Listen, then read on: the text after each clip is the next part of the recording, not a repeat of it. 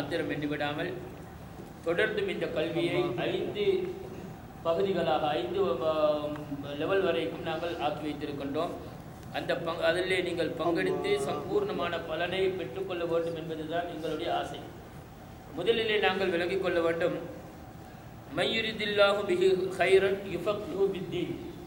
அல்லாஹ் யாருக்கேனும் ஒருவனுக்கு நலவை நாடினால், அல்லாஹ் ஒரு நன்மையை செய்ய வேண்டும் என்று விரும்பினால் அவனுக்கு மார்க்கத்தின் விளக்கத்தை தான் கொடுக்கிறார். உலகத்திலே செல்வந்தர்களாக ஆகியவர்கள் எல்லாருமே சிறந்தவர்கள் அல்ல. சிறந்தவர்கள் யார் என்று கேட்டால், கைருக்கும் மன் தஅல்லமல் குர்ஆன வ அல்லமஹு. கைருக்கும் மன் தஅல்லமல் குர்ஆன வ அல்லமஹு. மார்க்கத்தை, குர்ஆனை யார் படித்து அதை பிறருக்கு கற்றுக் கொடுக்கிறாரோ அவர்தான் சிறந்தவர். எங்களுடைய குழந்தைகளுக்கு நாங்கள் ஒரு சிறிய விஷயத்தை சொல்லிக் கொடுத்தாலும் குர்ஆனை படித்து அடுத்தவர்களுக்கு கற்றுக் கொடுப்பவர்கள் தான் சிறந்தவர்கள் என்று ரசூலுல்லாஹி ஸல்லல்லாஹு அலைஹி வஸல்லம் சொல்லியிருக்கிறார்கள் என்றால், நாங்கள் விளங்கிக் கொள்ளக்கூடாது குர்ஆனை நாங்கள் படித்து இவ்வாறு வகுப்புகள் வைத்து தர்சுகள் வைத்து அதை மக்களுக்கு சொல்லிக் கொடுப்பவர் தான் சிறந்தது. இதுவல்ல கருத்து, இது மாத்திரமல்ல கருத்து. நீங்கள் படித்த விடயத்தை உங்களுடைய மனைவிக்கு கற்றுக் கொடுத்தால் அது கூட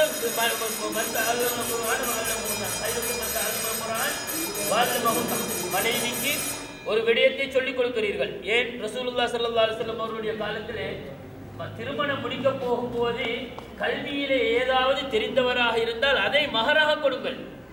மகர் என்றால் என்ன? மகர் என்பதே ஒரு பெரிய சிறந்த செல்வம்.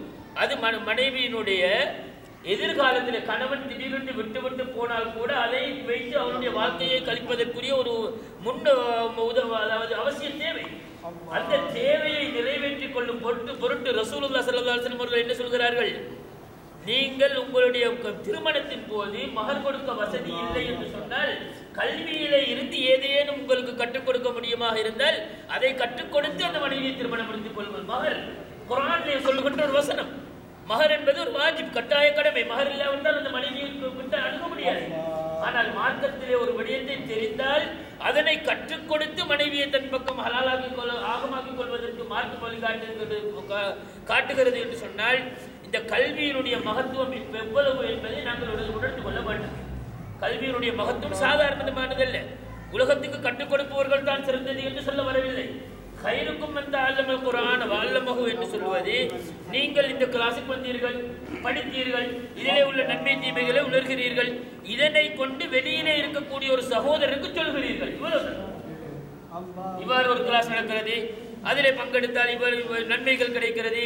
கல்வி கிடைப்பது மாத்திரமில்லை, உம்ரா கிடைக்கிறது, வேறு பல நன்மைகள் கிடைக்கிறது. போக்குவரத்து ஃப்ரீ, படிக்கக்கூடிய புத்தகங்கள் ஃப்ரீ, இலவசமாக கிடைக்கிறது என்று சொல்லி அவர்களை ஆர்வம் கூட்டி ஒருவரை கொண்டு வந்தால், மன் ஜாஅ பில் ஹஸனத்தி ஃபலஹு அஷ்ரு அம்சாலிஹா வ மன் ஜாஅ பிஸ் ஸய்யிஅத்தி ஃபலா யுஜ்ஸா இல்லா மிஸ்லஹா வ ஹும் லா யுظلمون.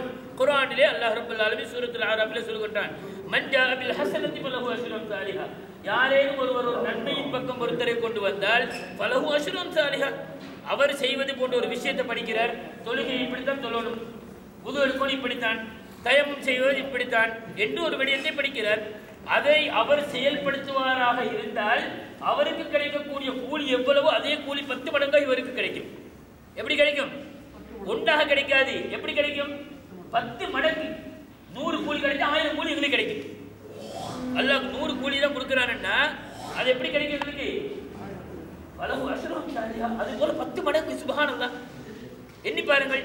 அப்ப கல்விக்குரிய மகத்துவம் எவ்வளவு என்பதை நாங்கள் சிந்தித்தாலே போதுமானது. ஆகவே தான் நாங்கள் சொல்கின்றோம், கல்வியை இத்தோடு முடித்து விடாமல், கல்விக்கு மிக பகைவன் யார் தெரியுமா? மிகப்பெரிய பகைவன் சைத்தான். அவனுக்கு இந்த கல்வி, மார்க்க கல்வி படிச்சு நாளை சொர்க்கத்துக்கு போறதுக்கு எல்லாம் செய்ய மாட்டான், விரும்பவே மாட்டான். அதே நேரத்தில் கம்ப்யூட்டர் கிளாஸுக்கு போறேன்னு ஆசை விட்டு அனுப்பிடுவான். இதுக்கு கம்ப்யூட்டர்ல ஒரு கிளாஸ்ல வச்சு நீங்க பெரிய படிப்படுத்தி ஒரு பட்டதாரி ஆயிட்டீங்கன்னா நாளைக்கு நல்லவனாக இருப்பீங்க. கம்ப்யூட்டர் கிளாஸ் முடிச்சு வர முடியாது, தாராபத்தோடு தான் வருவீங்க. எதுக்கு? அவன் படிச்சு போட்டால் மூலையெல்லாம் குழம்பி போயிருக்குது. இப்போ என்ன பண்ணலாம்? ஒரு சுருட்டு அடித்தா தான் நல்லா இருக்கும்னு நினைப்பீங்க, சாராயத்தை குடித்தா தான் நிம்மதின்னு நினைப்பீங்க. அப்போ இது உங்களுக்கு நிம்மதியை தருதா? மார்க்கத்தில் ஏதாவது படிச்சுங்கன்னு வைங்க, எந்த நேரத்திலையும் உங்களுடைய உள்ளம் என்ன செய்யும்? சலாமத்தை பெற்றது, அமைதியானதாகவே இருக்கும். எதுக்கு எடுத்தாலும் ஒருத்தருக்கு அடிக்கணும் போல இருக்கும். எதுக்கு அடிக்கணும்? அவனை தெரியாமல் செஞ்சுட்டு போயிருப்பான். இந்த மாதிரி ஒரு நெல்லை வந்துருக்கும்.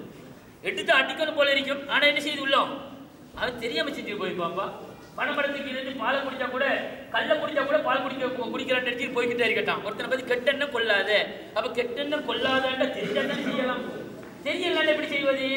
செய்ய முடியாது. ஆகவே தான் இந்த கல்வியினுடைய மகத்துவம் சாதாரணமானது இல்லை.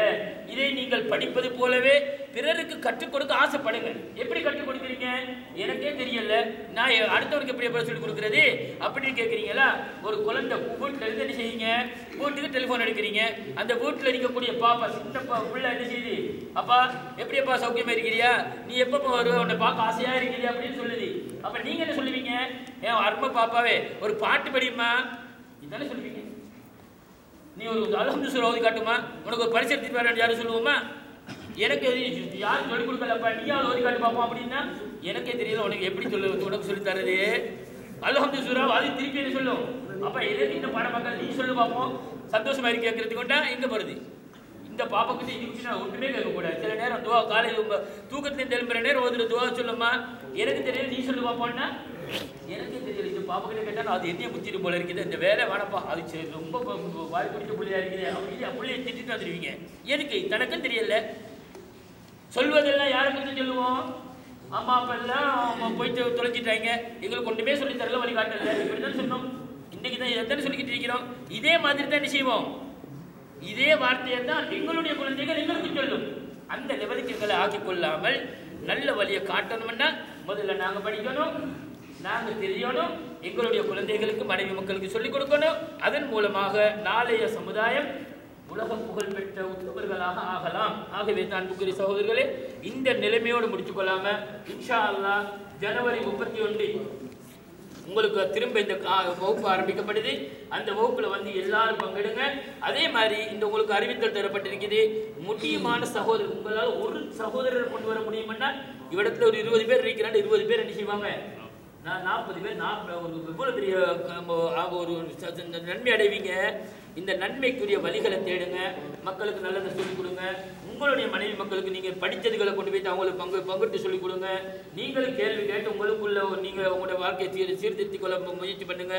எல்லாம் வல்ல அல்லாஹ் ரப்பல் ஆலமீன் எங்கள் அனைவர்களையும் பொருத்தி கொண்ட நல்லடியார்கள் கூட்டத்திலே சேர்த்துக் கொள்வானாக.